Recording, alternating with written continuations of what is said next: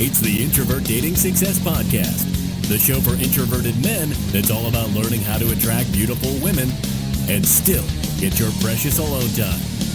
And now, here's your host, dating coach and fellow introvert, Harry Wilmington. Hey guys, welcome to the Introvert Dating Success Show. I'm your host as always, Harry Wilmington. This is the show where you go to learn how to date as your introverted self while still getting your precious alone time. Happy Tuesday, guys. We got a great show for you today. As always, I will be answering your questions as well as commenting on some of the comments that I got over this past week on my other videos. And our main topic of discussion today will be how to master the art of invisible game. And it's a topic I've wanted to cover because it's interesting how guys will sometimes fight me on the idea of having to have game or being inauthentic to who they are. And yet and still, women across the board are typically like, I want a guy that knows how to handle me and knows how to be around women. And so it is vital to your game to actually have game and to be able to know what things you can do to show women that you have game without being that guy that's like, hey, no, really, I have game. Like, it ain't gonna work like that. So, but there's things that you can do and ways that you can be and become, so that way women will start to get an idea like, oh, this guy definitely knows what he's doing with women and I want to be with him. So we're gonna get into all of that. As always, guys, for more ebooks, audiobooks, programs, coaching, all that great stuff, you can go to introvertdatingsuccess.com. I think I had a guy today that actually got my texting book because I know a lot of you guys have trouble with texting. So you can go to the programs tab at the website and check out the texting book, check out my Stop Losing Women book, check out all the various programs that I have that are designed to help you out. All right. Also, like I said, guys, this show is about you. So in the course of answering all these other things, I'll be answering your questions during the show. If you have a dating situation you're going through or a question just about dating or relationships in general, leave it in the chat and I'll be happy to, at some point in the show, answer that question. As proof of that, sometimes I post these things up early. Like I'll say, at 8 o'clock in the morning, like, hey, today's show is going to be this. And then it posts to YouTube and Facebook and now Twitch. We are now streaming on Twitch as well. But yeah, and people will leave comments in the comment box before the show. And then that'll be the first question I usually answer during these shows. So we're going to go ahead and do that. So I got a question in the chat and the question goes, when and how do you initiate sex with a woman you're dating? And is there an escalatory process or underlying psychology? Do you let her give green flags, drawbacks of not making a move at the right time? All right, so I saw this question prior to the show, and I had to sit and think for a minute about, okay, like in my lifetime, when I've been trying to get hookups, like how have I managed to make that happen? You know what I found the overlying action is that I did is this. Is that I waited for the woman to show me an indicator that she was ready for me to make a move, and then I made the move.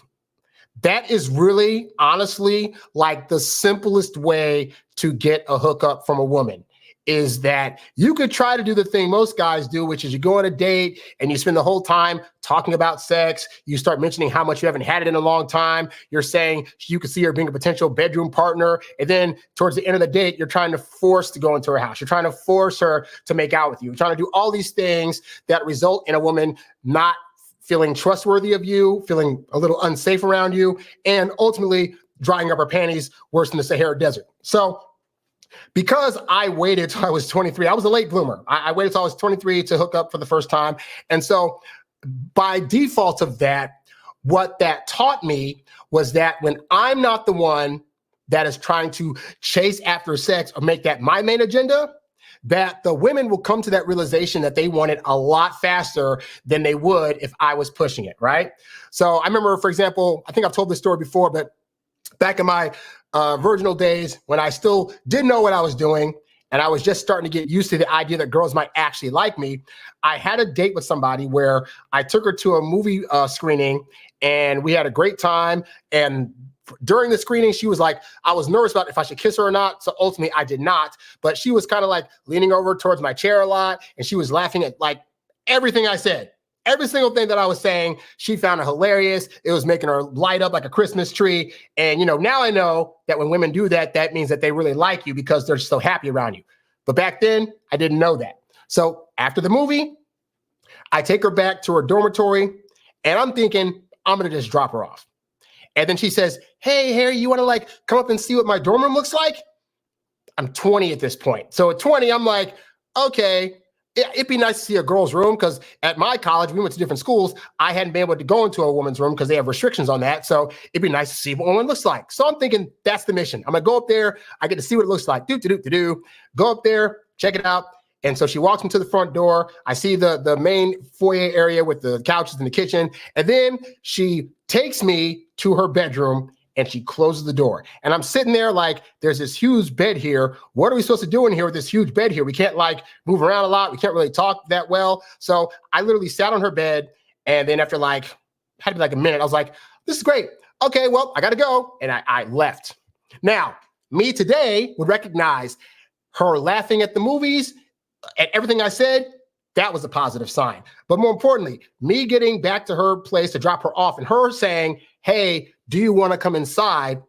That was the signal that it is now my next move to try to make hookup things happen. And so after I left, I realized what she was trying to do and was like, oh my God. And I never got a chance with her again.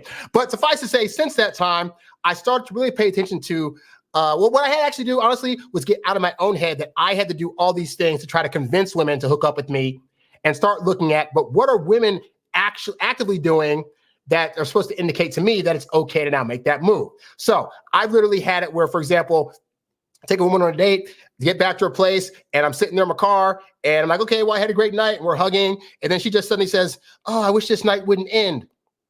At that point, I got two choices to make. I can either say, well, I know, but this is your place, you got to go. Or I could say, well, I mean, if you want to, we could hang out a little longer, maybe watch a movie together at either your place or my place.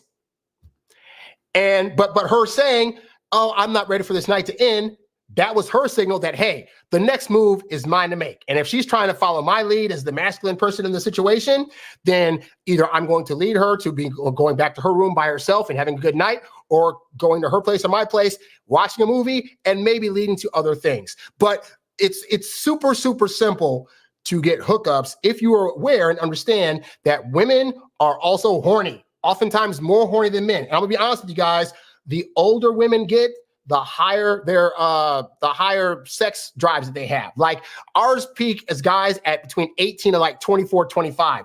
Women's sex drives peak at like 35. So from 25 to 35, it's just getting higher and higher to where, yeah, women will sleep with you on a first date, or they will invite you over to their place after the second date in hopes of a hookup. And they're going to make these moves and they're going to seem like they're passive, because as guys were thinking, but if they want the hookup, couldn't their sign just be saying, hey, I want a hookup? As I've said on the show before, women get slut shamed for that, and they get judged for that, and they don't want a guy that's going to judge them. And so what they're going to do instead is create a scenario where a hookup could potentially happen if only you were the one to suggest it. Because ultimately, even though they're the gatekeepers of sex, sex still has to be our fault, at least in their head. And so they're going to set up a scenario. Hey, I'm open to this thing happening. And then you got to know that that's the signal and go for it. Now, I'll preface this by saying, if at any time she says, hey, I don't want to go any further, I want to stop, then you stop on a dime. Don't try to go further, push her, or think that she's trying to play games at that point. No. But if she's saying things like, oh, I had a great time. Hey, you want to stop in real quick to see my art collection, or get some coffee, or check out my place? That's a really strong sign. If you're on the couch with her sitting there, and then she's like, hey, why don't we go watch this movie in my room? It seems like you're thinking literally. So you got to get out of your literal head. The literal words she's saying do not actually mean that. So she's saying, hey, let's just go to my room and just watch a movie. What she's actually doing is giving you the signal that she is now open to having you in her bedroom to have a good time in whatever capacity that means, if you are only so willing to lead the charge. All right. So that's how I do it, is that because I'm not a guy that's trying to rush into sex right away, I just wait. I literally just, and I'll go through more on the show today about like how to make it to where a woman's more comfortable and all that kind of stuff. But suffice to say that at the point that that happens, they will start suggesting things that are going to put them in scenarios where sex could just happen to happen, even though they're kind of controlling it by knowing when to say or do these things. Okay. And then, so beyond that, so yeah, green flags. Green flags are simply just like, again, looking for signals in words and phrases or actions that indicate that she's trying to get you into a more intimate setting. If you guys are out in the public on a date and she's like, hey, let's go back to my place to cook a meal or to watch a movie at my place. She's taking you from a public place to a more intimate place. That's a really telltale sign that she's open to the idea of a hookup possibly happening. Drawbacks of not making a move at the right time. Well, here's the thing, guy, is that this also depends on your confidence level, because she might be ready for a hookup, but you might not be. But if you are acting all nervous about your decision to not hook up with her, that's going to make her pull away more than if you're just like, hey, you know what? I like to take my time and I want to get to know you for at least a couple of months before we do that. And then that looks like you're taking a more leadership position of when this hookup is going to happen. And women will stick around for that. So it's not necessarily a matter of not making a certain move at a certain time. But that said, I also need you to understand that most guys believe it takes forever and a day to get a woman to be willing to want to sleep with you. I'm telling you, it could happen as soon as a first conversation with a woman if you know the right things to do, which we'll talk about more on the show today. But suffice to say, ideally, the earlier in the process of meeting her that you're able to start making those moves, it's going to probably be more to your benefit. So if you go on a good first date, on that second date, I'll say this. I'm not going to say rush right into hooking up with her, but I will say on that second date, start looking for signs or verbiage from her that may indicate she's trying to get you one-on-one by herself in a more intimate setting. And that could be the sign that you need to get out of your head. Is she ready for this? Because here's another thing too. What I don't like guys doing, and guys, I do this a lot, is they'll say, well, I think she's giving me signs that she wants me to sleep with her, but I don't want to be that guy. I don't want to be the guy that uses her for sex. And I say this, if she's giving you the signals, she is giving you the okay. And you do not have to be all the way in love with the woman in order to hook up. You don't have to have gone on her for 8 or 9 dates or seen her for 3 months for this to happen. Some women, if they're feeling you and you're doing all the right things, they might be feeling that as early as the first or second date. If you're a guy that's like, you're legitimately trying to wait, that's one thing. If you want to do some stuff, but you're trying to hold off because you don't know if she's going to blah, blah, blah, blah. She's a grown-ass woman who has needs and is horny. She will be fine. If she's giving you signals that indicate she wants to do that stuff, it is not your job to go in there and try to convince her as to why she's wrong or why she should wait. Now you don't want to hurt, blah, blah, blah, blah. Like, she's grown, all right? If you guys hook up and you decide you don't want to be with her anymore and she gets hurt, that is not your fault. That is the dating process. Sometimes as part of the dating process, hookups happen. And sometimes after hookup, you find out some information about her that you realize you didn't know before, or she does something on the next date that you don't like and you decide you're out. And I get it. You don't want to be that sleazy guy. We are grown ass adults. So whether she comes back retroactively and says, oh, you just used me, you can know in your heart of hearts that's not what you were doing, that you felt the genuine connection and wanted to do it. But that more importantly, at the time you were wanting to do it, she was also giving indicators that she wanted to do it. And that's all we're looking for here is consent and I want to do it attitude from the person that we want to do it with. All right. So hopefully, guys, this helps you out. And thank you very much for that question. All right. So let's get into some of these other questions I got this week. Also, guys, like I said, the show is about you. So if you have any dating questions, situations you're going through, etc., leave them in the comments in the chat, and I'll be happy to answer them during the show. All right. So let's see. So I had a comment from a guy. I put up a snippet last week called 15 Tips to Rapidly Increase Her Desire for You. And one of the things that I mentioned in that video, which was number 11, was that if you meet a girl on a dating app, the worst thing you could possibly do is to even if you're growing the relationship and things are starting to go well, the worst mistake you could make is to get off the dating app before you're officially the boyfriend and then actually tell her, hey, just so you know, I got rid of the dating apps. Because if a woman is not there in her journey, it's going to feel to her that you're moving a bit too fast and she's going to be out. All right. So when you don't do that, let's say she comes across she checks on her online dating profile again, and she sees that you're still signed up or that you've changed your pictures. Most guys are thinking, oh, she's going to be mad at me if I do that. But what women are thinking is, oh, crap. Do I still have other competition out there? Like, do I need to step my game up? Like, women think about this stuff and process it way differently than we do, right? So that's why it behooves you to stay on the dating app until she comes to you and asks, hey, what are we? Are you still in the dating apps? Can we be just, an exclusive couple? Like, let her be the one to lead that charge. So I had a comment, and this guy says, number 11, the thing I just described to you, number 11 happened to me, but not by unmatching her or anything like that. We matched a month before, and a week after, we went on a date and all went perfect. We made out in my car and hooked up. After that, we went on a series of dates once or twice a week during that 1 month period, which is great. I always tell you guys, you shouldn't be seeing her more than once a week until she starts suggesting that you see each other more than that. All right. He says, I saw her as a really good opportunity for me to leave Tinder, which is the app that we matched on. And I made the terrible mistake of telling her. I just deleted the app, not the account or anything like that, because I was keen to focus on her. And I told her exactly that. And boy, it backfired badly. However, I managed to control the situation, left her some space, and she came back to me telling me that she wanted to continue knowing each other.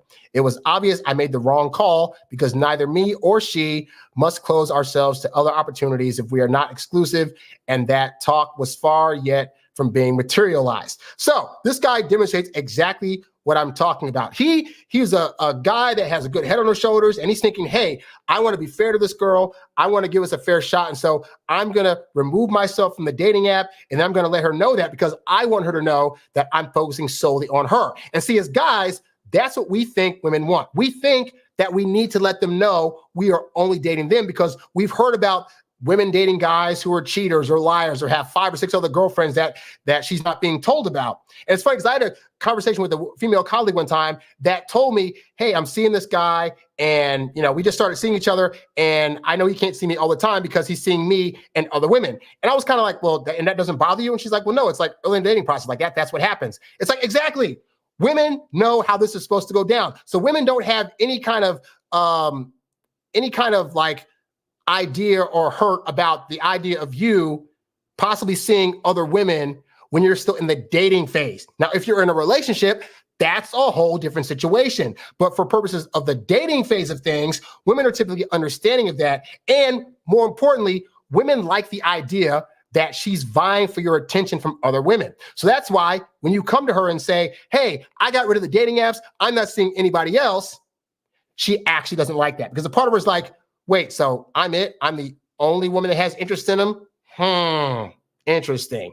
And women like the idea that they are fighting for your attention, that ultimately at the end of this thing, you're choosing them out of all the other women's out there. They can't get that feeling if you're already choosing them halfway through their choosing process when they're still trying to vet you properly, And so that's why this guy learned. Like, I've done the same thing. I've had it before in the past when I was doing online dating. Hey, just so you know, I got rid of the dating apps. Oh, you did? Oh my God. Next thing I know, the girl's slowly backing away, slowly ghosting because it's like, oh, wait, right. Like, because when I tell her I'm off the dating app, she's thinking as if I've already chosen her, even though it's like month 1.5, and she's still doing her due diligence. So this freaks her out. So this is why I tell you guys, do not tell women that you are off the dating apps. Do not tell them you're not seeing anybody. Like, even if you could, look, guys, you could totally just be seeing one woman at a time. That does not mean you have to blab to her, oh, I'm seeing nobody else. Like, all that's going to do usually is make her think that you're focusing too much attention on her, and it's going to freak her out. I know it sounds backwards and dumb and stupid, but this is just how they process it. You can hate it or you can know it and proceed accordingly.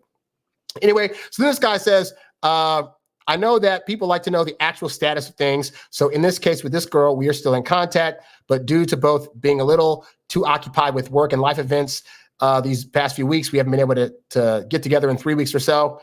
I still err on the side of like women that like you, help you, and that even a woman that's hella busy will still find like an hour or two to see you. Like, all women have to eat either lunch or dinner at some point. Like, that could be a thing. Hey, I know we can't meet up for a long time, but we could still meet up for like a little quick dinner, maybe like 30 minutes to an hour, and just kind of catch up real quick, or do like a FaceTime if you need to, So I don't like that part that you haven't seen each other, but hopefully there's still some communication there.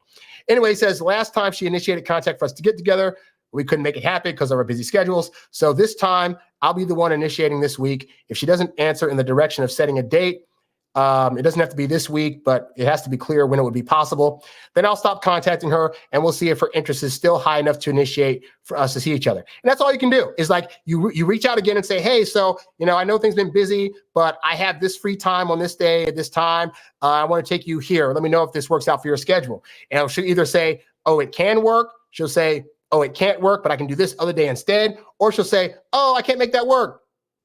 and then crickets. And then if she's not giving you a counter offer, then that means that she's not really that interested. And at that point, you say, okay, well, reach out when you get free time, and then you move on to other people. Like, we're not in the process. We're not going to be in the habit of trying to hit somebody up week after week after week after week, trying to convince them to go out with us, because there's too many women out there that will, in fact, go out with you, and it'll be a lot easier to get them on dates. You know what I'm saying? He says, at the beginning, I didn't know anything about how relationships worked. He says, I've been in 2 good relationships before, long ones, and the last one, even living together for more than 2 years. He's 31, but they came out pretty natural, and the interest levels of both were pretty high all the time. So no hardships during the dating phase. This is all in parentheses, by the way. No hardships during the dating phase, and could solidify exclusive relationship quite naturally, in parentheses. But thanks to this girl and others that I've been dating since a few months back now, I've started to look into the science behind all this, and man, so many mistakes have been made. Well, that's the thing. That's very true. I know people don't like to think of dating and attraction as a science, because I think people feel as though if we consider dating as more of a science and more of an intellectual exercise and knowing how to, if you plug this thing in here, you get this reaction, then 1, it seems less romantic, and 2, it seems like a manipulation. I just found that through my analytical brain that everything has a process, and more importantly, everything has a process that is more effective than others. I have found that the old process I had of dating, where I was calling women all the time and trying to compliment them all the time and tell them how much I liked them, it just wasn't working. Meanwhile, I found that me being more patient, not revealing my feelings, waiting 4 days between dates to text them and ask for another date, letting them be the ones to lead to the bedroom, resulted in me getting in relationships. So it's not a matter of trying to be manipulative. It's a matter of looking at like what actually works, what's effective, and what's going to get you the results you want. And if the result that you want is trying to get into a relationship, then it could be that a lot of the things you're doing now don't work. And so to his point, there is a science behind dating. There's a method to the madness of attraction and of getting people to like you. And women know this because they're rejecting dudes all day that don't get it, which is why when they meet a guy that does get it, they feel it, they know it, they like the way it feels, and they're willing to go with that guy, which we'll talk about more extensively in the main part of the show. So yeah, don't be insulted or upset by the idea that dating isn't about being romantic. If anything, of the 2 sexes, we're typically the more romantic ones. We're the ones that are trying to buy flowers and candy and yada, yada, yada. But for women, it just simply boils down to, can you make them feel safe? Can they trust you? And can you give them a fun time? If you're able to do those 3 things and know the order in which they're supposed to happen, then you will get into a relationship. I teach this extensively at the website as well as on this YouTube, but you can go to introvertdatingsuccess.com and sign up for coaching to learn all this kind of stuff from me and my programs, all right? And then lastly, I like this paragraph. He says, Harry knows what he's talking about, and I also would recommend Corey Wayne, which I think Harry is heavily influenced by. Definitely been a huge help to maintain and improve my quality of life in my recent dating game. Well, here's the thing. And I appreciate the compliment about that, but obviously I get quite a few comparisons to Corey Wayne, who is also a dating guru that is on YouTube and is quite popular. I watch his stuff. I watch a bunch of people's stuff. I watch his stuff. I watch Psych Hacks. I also watch like people like Better Bachelor, Coach Greg Adams, all these guys that have different opinions about the dating game, some more positive than others. But here's the thing, is that all of us are disciples of this guy named Doc Love, who died in 2020, but from like, I'd say the late 90s to 2020, he was regularly putting out like dating advice, and he has a book out called The System that he's the one that introduced the things such as like interest level, things like womanese, understanding the dynamics of like patience and how sales correlates with dating. Like, we're all disciples of Doc Love. Like, Corey Wayne quite frequently on his show will quote Doc Love from his stuff. So I'd say my stuff is great. Definitely get my stuff, but also check out Doc Love's stuff. He has a lot of nuggets in his stuff that is the golden truth that will help you out with your dating. I don't mind saying that because, like I said, I think my stuff's great. You should definitely purchase it, but I'm not threatened by other people's stuff because I think other people's stuff is also great. And I'm still a student of the game. I've been in this 20 years almost, and I'm still day-to-day studying up on female to male dynamics and relationships and all this other stuff because I still want to be on my toes in case new stuff pops up that I'm not aware of, you know? But this points to that ultimately relationships are going to be a lifelong study. And just because you get good at this stuff and that you think, you've gone through all my programs or Corey's programs or Doc Lowe's programs and that you think you've got it on lock, women, because of their emotions, that's going to ebb and flow. The way a woman acts in her 20s is going to be different from her 30s, from her 40s, from when she hits menopause, from when she's pregnant, from when she's going through emotional turmoils. And so because of that, you need to constantly be studying up on, okay, if a woman starts acting this way, what do I do? Or suddenly she's had a hormone imbalance. What about this over here? This life crisis happens and now she's not acting the old way. How do I get her back to that? It is a never ending study. But if you're with somebody that you love and care about, then it's worth the study to do, and it's worth learning these things. All right. So thank you guys for that comment. Hopefully this helps you out. All right. Let's see another comment here. I got a very simple comment, which was, why did God make women so complicated? And I just find that question very interesting, because I believe if you were to ask women, they'd have the same question, which is, why did God make men so complicated? And I think both men and women get in the way of being able to completely understand and relate to the opposite sex, right? So because we have our way that we operate in the world, and so we become very used to the way that we operate being the right way to operate. And then we try to apply those same techniques to women, and we get frustrated when the response we get back from them is that they're agitated, or they're mad at us, or they can't understand why we said a thing or did a thing, or some of the actions we do that we think shouldn't be all that scary are scary to them. Things like trying to actually tell them our emotions freaks them out. What's all that about? But it's interesting because on women's side of things, I know we say, as men, we're so simple. All you got to do is do X, Y, and Z, and we'll be happy.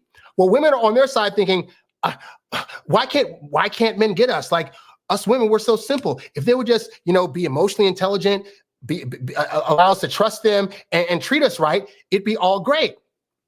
And this goes to, again, that we project. Women think that, we say we're simple, but because their brains are very complex, they try to assume everything has a hidden meaning to it. And because we feel like we're simple, and we can't understand why when we say some stuff that women don't just get what we're saying at face value. But in our own little worlds, things don't work like that. In women's worlds, when they're saying things to other women, they wish they could say stuff at face value and it mean that thing. But women have come to understand that when a woman says something to them, there's layers of meaning across the board for all women. So when they come to us, they think it's the same way. Meanwhile, the guys, we're very simple. We can say things without meaning to hurt somebody's feelings and just say it as a joke. So then we go to women and try to do that same thing. And they're like, oh my God, you hurt, blah, blah, blah. And then we well, I didn't say this thing to hurt them. I was just trying to be jokey, but they took it way more offensively than my guy friends would have. And so that's what I get to. It's not that men and women are complicated. It's that amongst ourselves, we're simple and easy to understand. And so trying to then talk to a being that has completely different way of being, hormones are different, it makes us very frustrated on both sides. And this is why I really try to preach so much on this channel. Because guys will come to the channel and be like, oh, these women are just crazy. They don't know what they want, this and that. And I say, no, if you actually study up on the psychology of women, if you talk to women friends, if you look at the history of what women have had to deal with, if you start really talking to women about their past history of dating and exes and what they've gone through, you'll start to get a better understanding of where they're coming from. And then when you do or say certain things and they get butthurt by it, you'll be like, oh, I get why they're hurt by that. Or you'll be like, I want to say this thing, but I know that this isn't going to be taken too well. So let me sit on it and find a different way to say it. And that goes into things like emotional intelligence and really understanding the ins and outs of how women communicate. When you do these things, then what you'll find is that women will respond to you a lot better. They'll be more open, and they'll be more open to communicating with you in the way that you best communicate, right? But it starts with both sides have to be willing to understand how the other one functions. And unfortunately, because women are in the power play in terms of leading up to sex, you got to be the one as the guy to do it. You got to be the one to come to the table and really understand what women are about, why they make the choices that they make, what they're really looking for in relationships, how they need to be felt, and all this other stuff. And if you study that, then women will respond to you a lot better. And it can be frustrating, but it's almost like learning a second language. Like I said, Doc Love talked about the whole thing called womanese, where it's women have their own way of saying things and of acting and doing things. That is very true. But guess what, guy? It doesn't have to be complicated to learn. If you actively take the steps to just start looking at, okay, when women say this, they mean this, why? When women do this action, why? Women cry about these things over here that I don't understand, why? once you start to understand the why, it actually becomes quite fun, like a fact-finding mission on trying to figure out the ins and outs of why women do these things. You do that for about like a year. I promise you, you will be 97% ahead of the majority of men out there that just can't figure out women. Like, I took a semester off to do a touring theater play, and I just spent 5 months when I wasn't doing the play studying up on women, reading Doc Love stuff, reading David D'Angelo stuff, and Carlos Zoom, and these other old school guys that had game and pickup and knew all these other things. By the time I was done with that year, like, I had a better idea of what to do, and I started getting small, better results at first, leading up to I could actually get a hookup. I could actually get into a relationship. But it's because I made knowing and understanding women less complicated by simply studying up, like reading, looking at videos, and taking the time out to practice some stuff. Like, that's really all you need to do in order to understand women so they're not as complicated. Because I'll tell you this, once women are no longer complicated to you, dating them becomes really fun, because then you can really like go out there and start a conversation with any woman you want. You're not nervous. You're not anxious. You know how to go to parties. You know how to go online dating. You know how to meet up with new women by way of cold approach and just talking to them. And it's a really great skill to have, because it builds confidence in you that you will never be alone, because you will always know on some level how to be able to get a woman or get new women, because you understand them, because they're no longer complicated to you. So don't stay in this pity party state of, I can't understand women. They're just so crazy and I can't understand them. Like, no, you can understand them if you're willing to put in the work. It really is that simple. Anyway, just wanted to read that comment. Let's see. Dear Juan, I am answering questions now. You can leave a question at any time and I will get to the question, okay? But in the meantime, hold on a second here. All right. I'm going to take a quick water break and we will be right back after these messages. Hey guys, yep, it's still me here. So if you have been trying to figure out the ins and outs of how to date, it can be very, very challenging, especially if you don't have the proper roadmap to be able to get there. You know, going from dating to getting into a relationship has its own set of problems and issues that if you're not aware of them, you can ultimately end up not being successful. And that's why I've created the Introvert Dating Success Academy. This is an academy that is designed to help you figure out the ins and outs of how to meet, greet, attract, date, land, and keep the woman of your dreams. You could have a girlfriend within the span of 3 months of meeting somebody if you knew the practical steps to take at each stage, from when you first meet the woman, how to talk to her, all the way up to how to ask her out on a date, the kind of date to take her on, how to get to that first kiss, or something more complex as to how to get in the bedroom, what to do when you're in the bedroom, and even concerning things like when you guys have your first argument,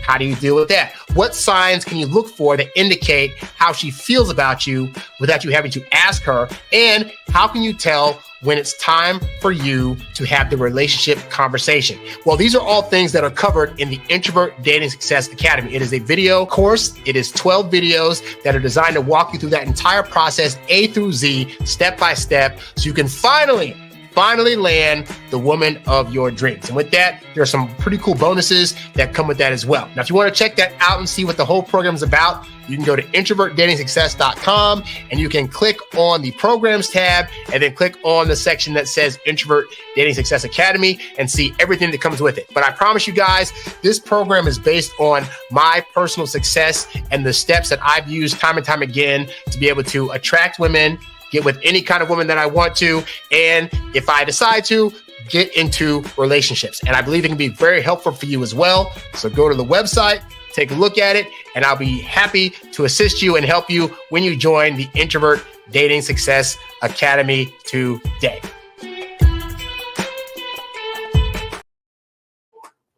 All right, we're back. So, I'll take a minute. Good old great A water. Oh, quick announcement. So I'm going to be going out of town for the next 3 weeks. So there's a good chance I probably will not be doing lives again until November 28th. I will still be having regular videos go up, and I may make some slightly longer videos that I put as live on Tuesday, but I'll be doing all new shows, new live shows on November 28th, because I've been going out of town for a couple of weeks to do some other things. So yeah, just want to let you guys know that. All right. So got a question in the chat, and the question is, I noticed I'm doing well at chatting with women, etc., but it's taking that final step of executing with asking for the phone number I'm sure it's just practice. Well, I do talk about that extensively in my Introvert Dating Success Academy program.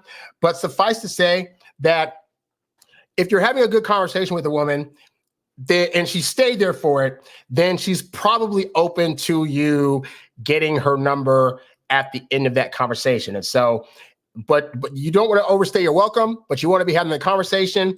And then at some point, just be like, hey, I got to go. Nice talking to you. Real quick, put your number in my phone. That's it. That's all I do. And the thing is this, like, notice how I phrased it. I said, hey, it's nice talking to you. I got to go real quick. Oh, real quick though. Here, put your number in my phone. Notice that was not a question. Notice that the way I said it was a matter-of-fact statement, which is you will be putting your number in my phone. Now, why do I do it like that? This is a little subconscious trick for you guys, right? And I don't know why I learned this. I've been doing this for years, but I just learned this a few years ago, is that as kids, we were trained under our parents to just do what we're told. Our parents don't say, hey, can you please take out the trash? They say, hey, you go take out the trash right now, or hey, go to bed, or hey, go take a shower real quick. And so the first 18 years of our lives, we get told what to do by our parents, and we just instinctively just do it. Like we know if we question them, we're probably going to get in trouble. So we just do that, right? Well, guess what? That training also goes over into when we're adults. So if you ask a woman to give you her phone number, you're giving her a choice in her head, which is I could choose to say no to this, or I can choose to say yes to this. And so there's a 50-50 on if she's going to give you the number or not, because you're asking her as if, hey, can you please give me your number? She could very well say, I don't think so, no. And yet, I have yet to be turned down by a woman when telling her to give me her number. Just by saying, real quick, let me get your number. It's like an automatic grab and put in the phone, and then here you go, and I'm on my way. And they've never been fake numbers, by the way. So it's interesting, isn't it? Like just the fact that we will listen to what we're told to do versus if we're asked a question to do something. Like it seems, this is why I talk about like lizard brain. Like our lizard brains have been programmed and trained to just do things just without even questioning it, right? So that's one of those things that when you get to the end of the conversation, you just say, hey, real quick, give me your number. Most women you're going to find are just going to be apt to do it. They won't even question it. They're not going to be, well, I don't know. But you got to be confident. You got to be like, boom, here's my phone. Put the number in. That confidence, she'll be on automatic. Oh, sure, here, boom, boom, boom. Won't even know what she's doing. She might be like, I just gave a guy my number. What the heck? Yeah, because her lizard brain, just like our lizard brains are designed to react to stuff like that. Same thing. They're designed to just be like, I just do as I'm told. He said, give me the number. I'm going to give him the number. But if you ask her, you risk having a lower shot at getting that number. So hopefully that's a little tip that can help you out, Let's see. See, any other questions here? See. So I got a question that says, maybe you have a video on this or maybe not, but the girls that I attract always seem to have a boyfriend. Now there's that saying that a woman is never truly single. So then what am I that dude? Am I the dude to go for? Is it an attention thing? Honestly, most women that are telling you that they have a boyfriend are probably single and just don't want to date you. And here's the thing, guy, you can sit there and be butthurt about it all day, but I don't tend to like to go back and forth about stuff. Like let's say, for example, I talk to a woman and she says, and I say, hey, I want to take you out of this and that. And she's like, oh, but I have a boyfriend. Let's say it's not true, right?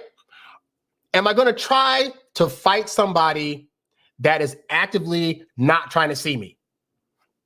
Like it's a waste of my time. Or am I going to sit there and try to convince her that she should date me up so that way she'll suddenly realize, oh, she does like me, and then she's going to say, oh, I was lying all the time with the boyfriend. Because now I don't know if she was lying about having a boyfriend or not having a boyfriend. And I am not for mixed signals. I'm not for miscommunication. So if I talk to a girl, she's like, I have a boyfriend, I leave it alone. Now, if the next dude comes up to her and he's talking that game and he's able to get her, then that still means that she wasn't interested in me. Why am I going to try to fight to convince her to like me? Like, there's no sense in that exercise, So again, whether she has a boyfriend or not, if she says she has a boyfriend, it's a high indicator that she's probably not interested in that moment. Now, she might come back to you later on and say, hey, so me and my boyfriend broke up. Oh my God. So I guess then you'll know, oh, she's coming to me to tell me that she doesn't have a boyfriend now. That must mean that she likes me. we can proceed accordingly. All right. But yeah, like, don't worry about that. Like, again, if she's saying she's the boyfriend, why are you trying to fight it? You know?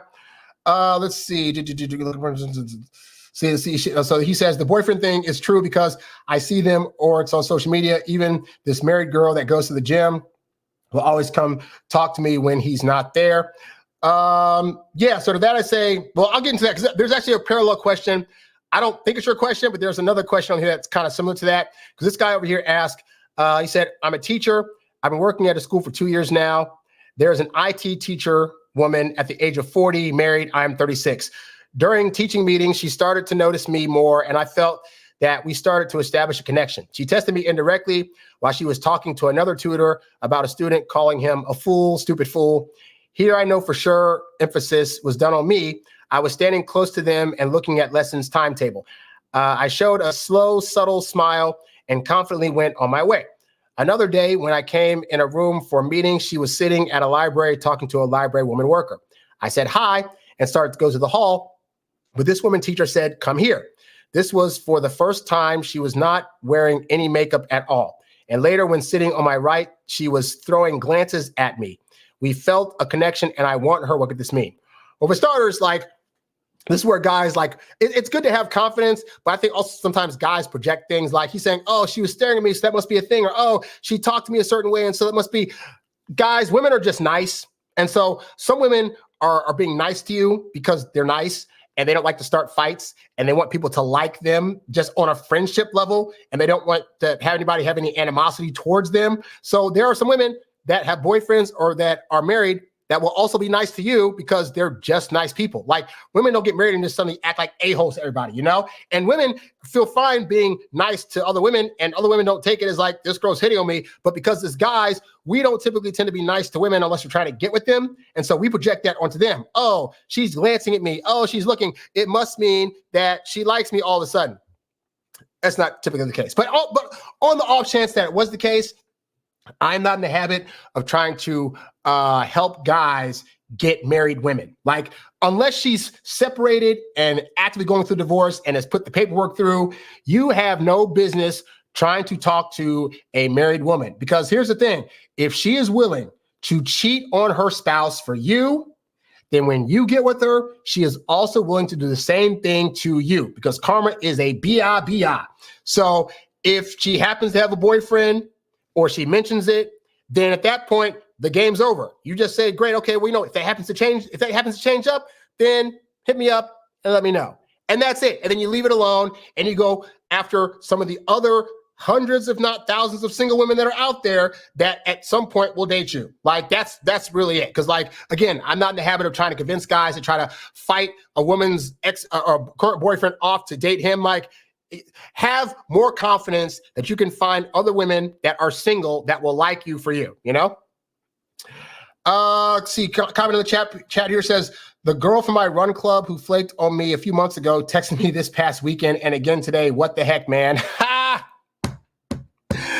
Oh man, I don't know if I answered that question last week, but yeah. So he had a date that he had set up with this girl from the running club, and then the day of, like, she didn't show up, right? And so now he's saying that this girl who flaked.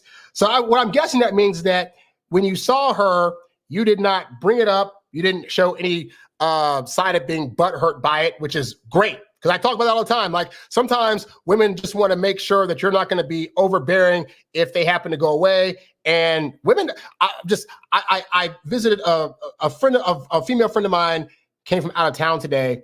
She's in town for the week for an event. And so we got to kind of reconnect and talk and chat at lunch. And she was talking about how, like, she had some dude for like a good 6 months that was like stalking after her because she had rejected him. Like, they went on a date and then she was like, you know, you seem kind of like you're falling off a bit, so I don't think we should see each other anymore. And then started mass texting her and saying things like, you know, oh, when I see you, I'm going to do X, Y, and Z and whatever. And like the cops wouldn't stop him because, like, oh, he hadn't hurt her yet. And so it's like, these are situations that women go through to where it's like that situation happens. And then the next guy she goes to, she now has to test him out because the last guy messed up, you know? And so I'm not saying this would happen here. I'm just giving you the idea of, like, sometimes subconsciously women do these things because it's like, okay, if I flake on him, I see him at the run club all the time. If I flake on him, is he going to, like, weird out on me? Is he going to start trying to like bring harm to me? Like, maybe if I just chill back and see what happens, what's going on. So if you didn't overreact, good. Because now she feels like, okay, he's not going to like do any major harm if I act like an asshole, but like, I don't want to be an asshole. So now you're sitting at the club and she's texting you. So I always tell guys this, is that I think if you ask a woman out and she flakes, to me, that's a big indicator that there might not be as much interest there as anticipated. But what the heck? I always say, try to ask out twice just to verify. So you got the flake the first time. I'd say maybe wait another week or so and then try to ask her out again and say, hey, let's try to meet up at this time. But let me know what day and time will effectively work for you. Like you can say, I'm free like this Tuesday and Wednesday, anytime after 5 o'clock. Let me know what works for you. And then wait and see if she sets a date. Okay, let's do Tuesday at like 6 o'clock. You can say, okay, great. I will see you there on Tuesday at 6 o'clock. And then you just show up. Now at this point, one or two things will happen. Either she'll show up for the date and you'll know that first time was a fluke. You have a great time. Or she will flake again. At this point, to never ask her out again. And if she happens to try to ask you out, then this is why I take from Corey Wayne stuff where unless she meets you at your house to make a meal, like don't do that. Like don't let her set up a date where you got to spend money after she done flaked twice, But yeah, like this is why I tell you guys, like if a woman flakes on you or starts ghosting you and you just kind of back off, you will find that women of their own accord will come back to you and start being like, oh, my bad, or hey, what's up? Or they'll text you as if nothing happened because they're wanting to not bring up the past and bring up any bad things that they may have done. Now, that could totally annoy you. I totally get it. And that's to say, you don't have to respond to those texts. Now, you could very well just say, I didn't like being flaked on, so I'm out. You could do that. Like, that's totally fine. But if you're thinking you may want to possibly see if there's something there, ask her out one more time and see how that situation goes. If she flakes, don't reach out to her again. You'll still see her at running club. So again, no need to bring up a running club like, oh my God, you hurt my feelings, what the freak? But just don't ask her out anymore. Like, it really is that simple. Got a comment in the chat? Hold on a second here. So, got a comment in the chat, and the comment goes, Coach, do you agree with the whole not dates on Friday and Saturday for the one you really like? Well, here's the thing. It's not that I agree with that. It's that women agree with that. And it's that women react to getting asked out on a Friday or Saturday more often than not in a negative light. Because here, you got to understand this, right? Women have been looking at romantic movies and comedies and looking at friends in their dating lives. And all these things let them know that when a date is happening in a relationship, it's always on Fridays and Saturdays.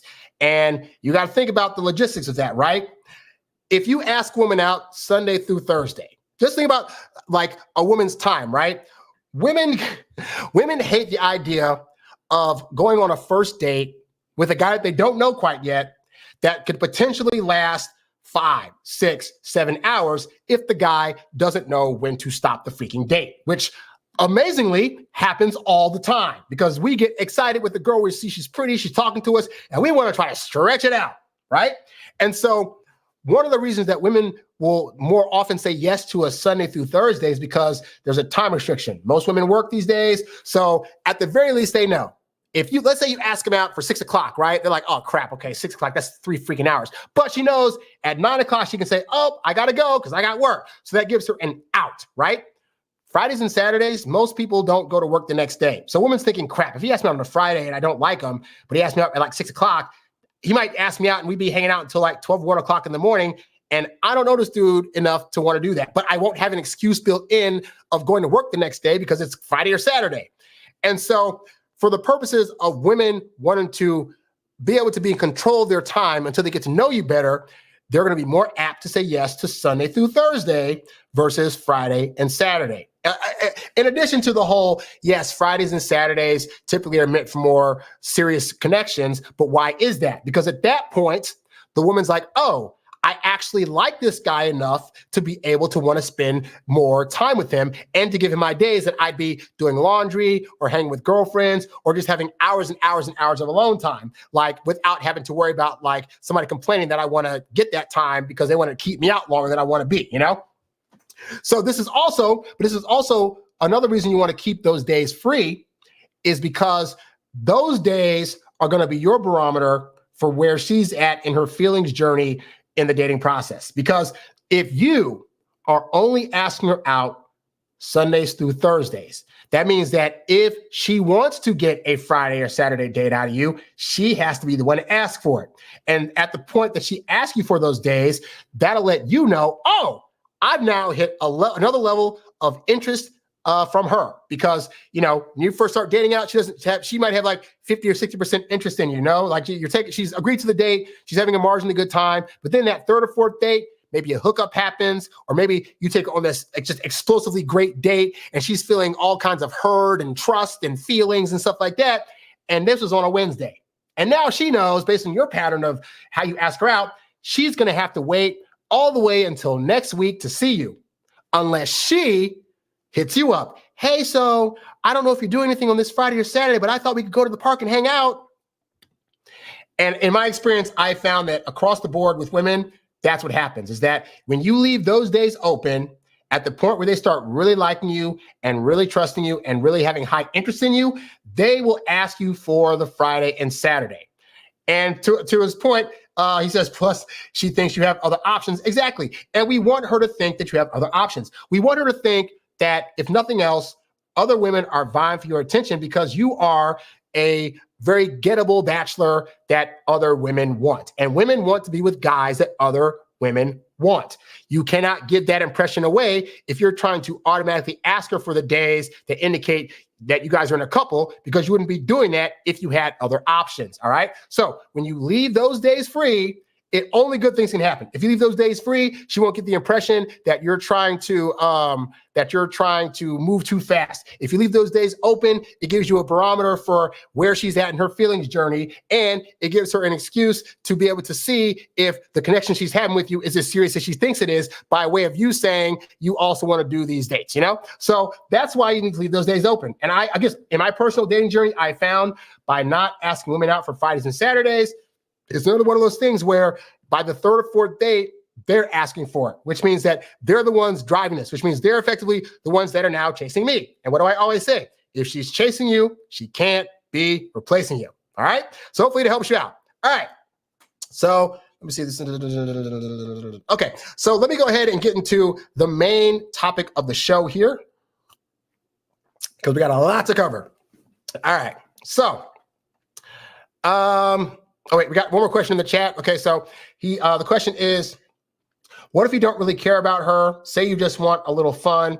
Do you stick with that? Well, I'm sorry. My feeling is like, if you don't really care about her, you shouldn't be hooking up with her. Like, that's my gut reaction, because I don't like this stuff isn't designed to help you just randomly get chicks and then flee. I talked to a friend of mine earlier today that happened to, and it's one thing when you're the guy that's just doing the hookups and the hurting. You're like, I got my rocks up, this and that. To have female friends come to me and tell me stories about how they hooked up with the guy that they thought really liked them, only to find out that they have other things going on in the background, or they were just in it for the hookup, and that person was like really trying to give their body to actually make a connection. Those stories aren't fun to hear, and they're a little depressing. And you got to take that into account. You really have to understand that women, when they're hooking up with you, for us, we're going into a hole. It's just, we're in or out, this and that. Women have to get to the point in their head where they trust us enough to open themselves up and their bodies up to us. And so for us to think, well, we can just do whatever and then it's gonna be totally fine, we're taking that because we're the ones that are like going to the bank and then getting out with the money, and they're left with like the damage inside the bank, And so this is why I'm like, if you are with a woman that's like, hey, you know what? I don't want anything serious either. I just want to have a good time, maybe a friends with benefits situation. That's totally fine. I've done that. I've literally had conversations with females I knew in the past that were like, hey, look, if you're single and I'm single and we just both need to like have a good time, let's hit each other up. And sometimes that happened. It was like, good. We knew what it was. We weren't in there for love, and we weren't in there to try to get with each other. We just knew this moment in time, we ain't got people. And so we're both people that have needs. Let's do the thing. And then when we both found other people, okay, great. We're not going to do that anymore. Fantastic. So there are women out there that will actually agree to, I just want to hook up. But to give the woman and knowing that she probably wants more than that and still going through with it, I don't think that's fair. So I don't tend to push that agenda, All right, so let's go ahead and get to this main program here. So today we are talking about mastering the art of the invisible games. You know, I was watching a video this morning because I tell you guys, I watch this stuff every day. So I'm still a student of the game, right? And the Psych Hacks guy put up a video for women talking about the fact that women need game too. And it was interesting because what he said in reference to women was that men need game in order to get sex, but women need game in order to get into a relationship. And he said that, but the key is that you can't force a guy to get into a relationship. Like you can't just show up and say, hey, I need to be in a relationship and you need to do X, Y, and Z to get me this relationship, because most guys would be like, I'm not going to do that, right? And he said that, so the key is that you want to be able to have game, but make it feel as though it's the other person's choice when they're choosing you to get into a relationship. And I found that very, very powerful. And then I thought about, okay, but then what's that look like for guys? Because, you know, so many guys, I talk to guys in here and they talk about how they want to be their authentic selves and they don't want to play games. They don't want to do these X, Y, and Z things because it's not natural to them. And at the same time, they're losing out on women that they could actually get with if they just had a little bit more finesse, a little bit more style, and a little bit more know-how about the ins and outs of how women work. And so I want to talk about that today. I want to talk about what it means to have invisible game. And what I mean by invisible game is the kind of game whereby it's so, I wrote a definition down. I said, the ultimate goal of having game is to make it look like you are not trying, that your game is so much a part of who you are that women can just feel that you know what you're doing with women without having to over-prove it.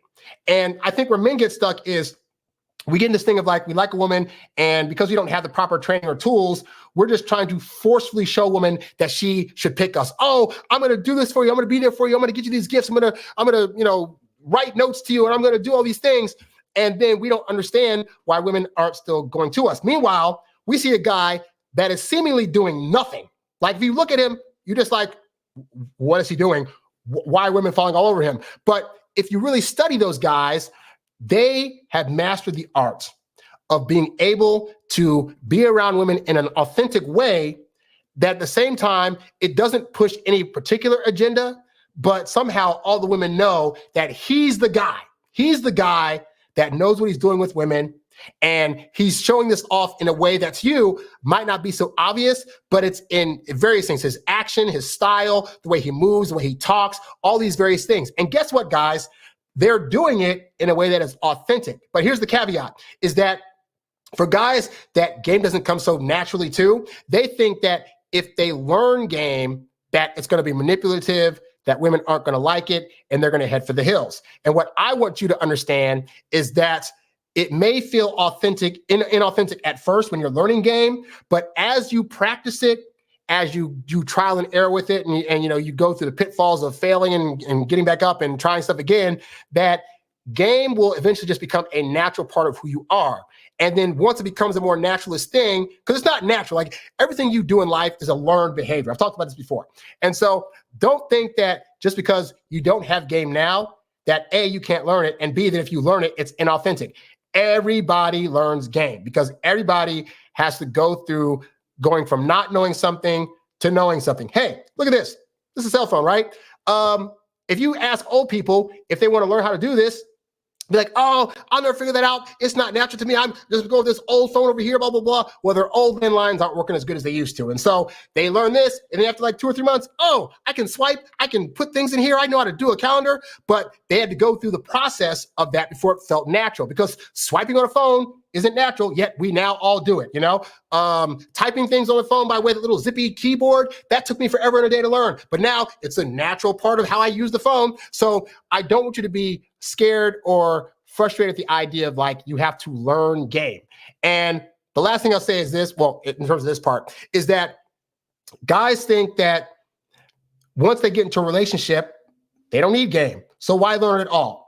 And I'm telling you guys, even when you're married, you're gonna need game, because the part of having game, which I'll go into a little bit deeper later on, is being able to listen and respond and react to the person you're with in ways that they feel as though you get them without them having to always spell it out. And that's just a small example of the kind of game you need to have even in your relationship and married life, okay? So it behooves you to learn game. Now, I'm going to go into the 5, and by the way, there's more than 5, but the show's only so long. So I'm going to go into the 5 benefits that you will actually experience if you decide to build up your game in the right way, right? So the first great benefit is it allows you to create positive interactions with women. When you have game, you know what women like to talk about, but more importantly, you know how women like to be approached by men. You know, like the things that they're into, you know, like how to spark a joke or how to really dive deep into something that they care about. And only a guy that has game knows that this is important and knows how to bring this out in women, because women want positive experiences with guys. Like women love talking to women, but women really, really love talking to guys that seem to get them, that seem to listen to them, that seem to not judge them for the things that they're saying. And I'm gonna tell you now, if you're trustworthy enough around women will tell you some outlandish stuff that they have done in their past that if you were reacting the way guys would like, they blush at, like, oh my God, you did this, but you're supposed to be a flower and I'm gonna have you on this pedestal, and why would you, like, women don't want that. Women want to know that when they come to you and talk to you, they can have a fun time and they can have time building trust with you, even with some of the more outlandish things, all right? So as you begin to have more game, you'll begin to understand how women want to communicate, and you'll be able to have those kind of conversations that make them feel like you just get them, all right? The second benefit of having game is it establishes confidence in oneself. I'm gonna tell you now, the version of me that had no game was always nervous around women because I didn't know what to say. I didn't know what was gonna set them off. I didn't know the right topics to bring up. I didn't know how to act on dates. And so once you know that stuff, then it becomes a thing where it goes from like feeling as though she has all the power to where it's like, oh no, I know how to handle myself around women. I'm not nervous around them. I know how to confidently state my opinions. And if they try to fight me back, I know how to double down on those opinions versus saying, oh, you're so right, princess, I agree. Like, that feels really great because your confidence, it'll exude over to them. They'll feel your confidence, and then they'll want to go out with you even more so as a result. Third benefit of having game is you will have a better understanding and more empathy for women, because ultimately you can't have game without knowing the ins and outs of how women work. If you understand the things that mean things to them and that they have anxiety about or are scared of, or that they find fun or exhilarating to talk about, or you get why they react to you saying certain things, or why texting them all the time will chase them away versus not, or why asking them on certain kinds of dates will have them build interest in you quicker than others. Like, when you know these things, then again, women want to know that you instinctively understand and know how to handle women, because it makes them feel more safe and secure when you know these things. If you do not know these things and you're just going on, well, I'm going to just, tell them how I feel, and it's all about how I feel about things and my feelings, and who cares what they need, and they should understand how I operate, this and that. Well, I got news for you, guy. You can do that, you're going to chase away women. And because if women feel as though you're going to make it all about you, and you don't care how they function, and you don't care to understand how they think about things, why, even if you disagree with how they function or how they think about things, just having an understanding of where it comes from, they will feel more like you are close to them and that you care about them versus when you don't. So that's part of game too. Part of game is being able to understand them and have more empathy for them, because that allows you to connect with them on a deeper level than most guys are trying to do. The fourth benefit of having game is you have heightened emotional intelligence and communication skills. And I've had guys ask me before, like, hey, like, what's with this whole emotional intelligence thing? Here's the thing. Emotional intelligence simply means you get and understand where the other person's emotions come from. You don't have to understand them. You don't even have to agree with them. But if you are emotionally intelligent enough to understand how they're feeling these things and why, you're going to actually cause less arguments in a relationship in general. Because most of the time when women start fights with guys, it's because the woman feels as though he doesn't actually feel or understand her, right? And so even though, women will say like, oh, all women are different in terms of like how they think and feel about things, most women usually are on board with a lot of things collectively that they agree on, in terms of like, most women want to feel safe and secure. They want a guy that's going to care for them and not cheat on them and they can trust and all this other stuff, like, right? So if you understand why they operate and function the way that they do, and you understand the emotions behind it, again, you don't have to feel the emotions, but you can at least, study up on why do women feel this way when this thing's happening or this thing's said or whatever, then that's going to allow you to approach women in a way that is more authentic, but also makes them feel as though they're not going to be judged for having emotions. Or, for example, women cry about stuff all the time, right? And as guys, you're like, why are you crying over like every other thing? You see a puppy on the screen and you're crying. You see a baby in the street in a stroller and you're crying. It's like, well, cry, cry, cry. Well, you could be mad at that and be frustrated by it, or you can understand that women's hormones are a bit more emotional, and because of how they have to deal with kids and babies, that they tend to be, a bit more sympathetic to those things and blah, blah, blah, blah. Like me understanding that, if I see a woman crying, I can be like, okay, I don't get why she's crying, but I get why she's crying. Like I get the things that are built in her that result in her having these emotions that I do not have, right? And so when you do that, then you'll find that women will feel, again, they can feel safe around you with their emotions, because women want emotionally intelligent men, because they want men that are going to be okay with them expressing their emotions to the guy, all right? Same thing goes with communication skills. As you build up your game, you're going to just by default have better communication skills. You're going to know when to talk, when to be silent, when to put a joke into something, or when to be more serious about things. You're going to understand how to talk to women on their emotional plane while still doing it from a masculine frame. And those things are very important if you want to get more women. And then the fifth benefit of having game is it allows for more meaningful and deeper connections. When you understand the things that women care about, it'll allow you to start conversations with things that women actually care about, versus what most guys do on dates. And I hear this from my women friends, where it's like, yeah, the guy just was there and just talking on and on about his job and about his experiences and blah, blah, blah, blah. And like, didn't look like he was trying to ask me questions, didn't really try to find out about my life or see what made me tick. And women just want that. Like, again, because I think game gets a negative connotation, but really, ultimately, having game is being able to operate in a way where women feel as though you're trying to get them, trying to build trust, and trying to show them a fun time, like I said earlier. And so if you do these things, this is the example of having positive game. But I get it. Women say all the time, like, they don't want men who play games. They're tired of these guys that play games, blah, blah, blah. So what does that actually mean, though? Like, when women say they don't like men who play games, what do they actually mean? Are they meaning that, like, all the stuff I just talked about, like they don't want guys doing that? Of course not. Here are a few examples of what women mean when they say they don't like men who play games. So for starters, when women say they don't like men who play games, they don't want a guy who's just faking interest to get sex. I answered that with Dear Juan's question earlier about, he said, like, what if you don't care about her, but you just want to have a little fun? Well, women take that as playing game. If a woman legitimately cares about you and you're just trying to fake it to be able to get her in the bed, that's an example of game playing that women don't want, because she's opening herself up to you. And when that's taken advantage of, she feels very used and as if she got the R worded, even if she didn't, but she feels it because retroactively she's realizing the way you presented yourself is not who you actually are, because you don't actually care about her. And that takes away a bit of her trusting guys, and we don't want you, ultimately guys, I don't want you to be the guy that causes the woman you're trying to get with to lose more trusting guys. Like, the women trusting us is already at a relatively all-time low. We don't need you to then be the one that adds to that, Anyway, another thing that women mean when they say they don't like men who play games is that he has other relationships that he's not telling her about. Now, this is crucial because when you're in the dating phase, women are totally fine with you possibly dating other people.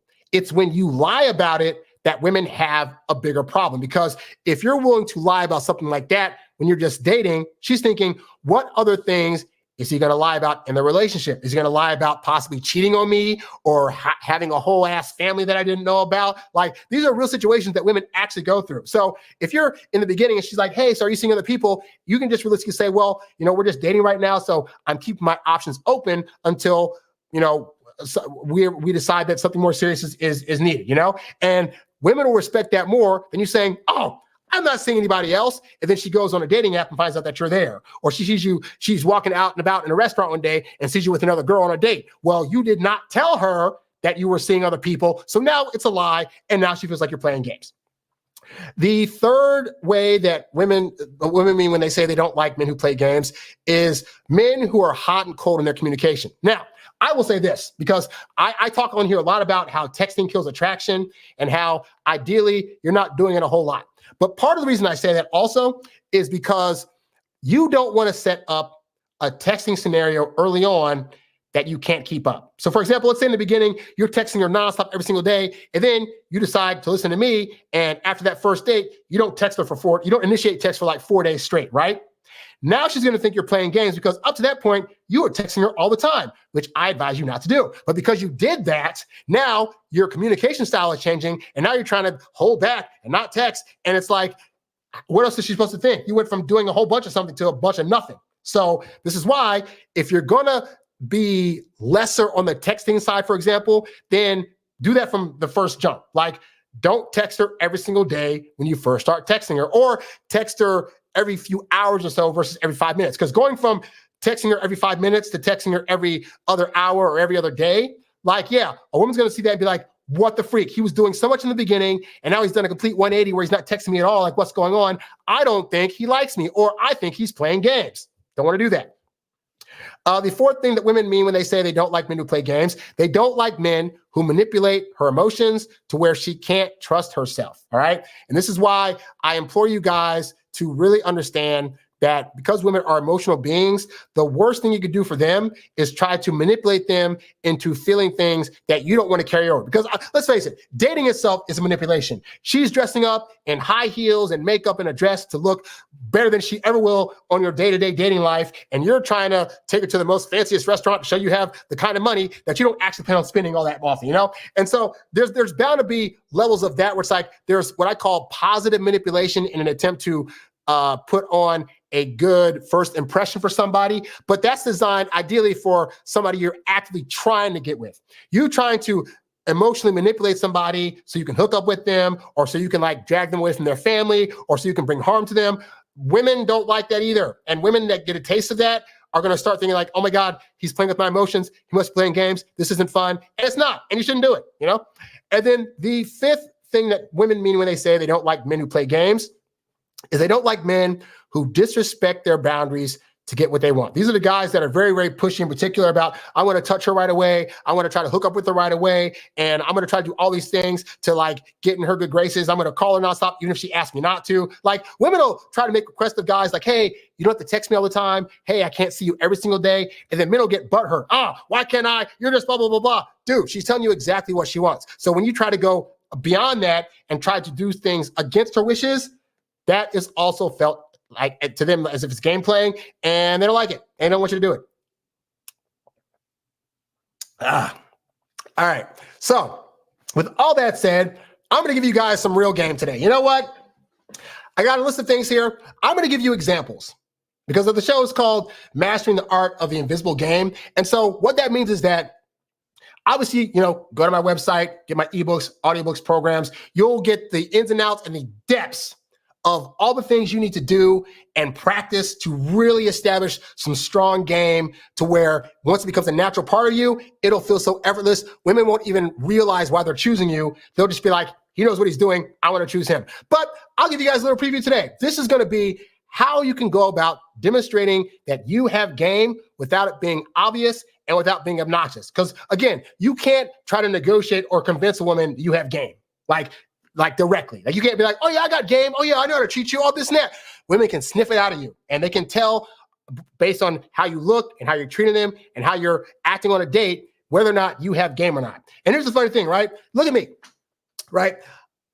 If you were to look at me on a date, the things you would see me doing, you'd probably be like, he's not doing anything. Like, how is he not doing anything? And this woman is like practically all over him, ready to jump his bones, trying to get him back to her place, yada, yada, yada. That's what I tell you guys is that I've been doing this for a long time to where, you know, when I first started out, this stuff wasn't natural to me. Like I had to learn bit by bit. And so what I always advise guys to do is this, is like, don't try to like add every single thing that I mentioned today to your game. One thing at a time, practice it for like a week or two. Once it starts feeling natural, add on the next thing, and then the next thing, and then the next thing. And then over the span of 6 months, you can have like 10 new things added to your game that are now just a natural part of who you are, you know? So let's go ahead and get into some of the things you can do. So to start off with, in terms of invisible game, ultimately your game starts with presentation. I'm talking your clothes, how you smell, how your car looks, whether it's washed or clean or whether it's dirty or not, how your house, your apartment looks. Women are going to be glancing at you, whether it's on an online dating app or whether it's in person, and they're making an assessment head to toe.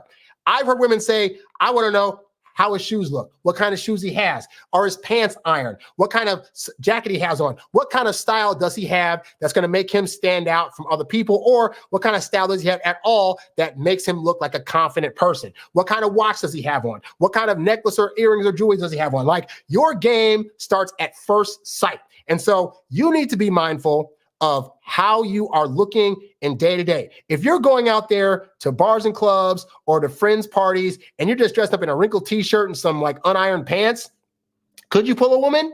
Yes. Is the probability high? No. So you need to figure out for yourself what kind of style you need that's going to best suit your person to be able to make an impression on women when they first see you, when they walk by you and smell you, when they see your car. Is it clean? Is it dirty? Whatever. Like, that's very, very important. And I know, again, you might think, but I'm a schlubby guy, or I'm kind of slightly overweight a little bit, or I'm this race and this race doesn't get whatever. Look, all I'm saying is this: look the best that you possibly can for your body frame. And even if you're an out of shape guy, or you're a guy that's a little kind of lanky, or you have one arm that's bigger than the other for some reason, like, trust me, there are women out there right now that would look at you and be like, wow, he's got game because he knows what to wear. If only you would invest the time. If you need help with that, I recommend hiring a stylist or hiring a woman friend of yours to take you shopping, because women that are your friends will do that for you if it means you'll get somebody and not hit on them so much anymore. So that's the first thing. It's like, your appearance matters. Beyond that, though, another way to demonstrate game is, as I said with the phone thing earlier, tell her you're taking her on a date, don't ask. This goes for dating apps, and this goes for in person, right? Or rather, when you call her up. So when you meet a girl in person, ideally, you're not going to ask her out like right then and there. But when you call women up, when you ask them out, quit saying, hey, so do you want to go on a date with me? That, it doesn't come from a leadership position. And number two, it makes you look and sound beta. A better technique would be to say, hey, so I was thinking that we could go to a restaurant this week, this new place that opened up. I'm free on Wednesday or Tuesday. Let me know what works for you. Always ask women out as a statement. Do not question anymore. Use it as a statement. Say, hey, I want to take you out. I'm free these days. Let me know when you're available. That is more powerful to say than saying, do you want to go out with me on Wednesday or Thursday? Because again, subconsciously, that now gives her the choice. As I said earlier, we are taught since we're kids, to just do what we're told. So if you tell a girl, I am taking you out, I'm free these days, you will pick a day that works. Then most women come back like, most women that I've done that with, I'd say like 98% of them, it results in me getting a date. Like, I just stop asking, I just start telling. So, but that lets a woman feel, oh, this guy, if he's telling me he's taking me out, he must already know where to go and what to do. And he's picking me, like, oh my God, like, it's a very masculine frame and state to come from that women find attractive. And again, it's another tip to them that you probably have some game, because the fact that you're telling them so confidently that this is going to happen, it almost in a way like makes them want to do it even more. It's a weird flex, but it works, you know?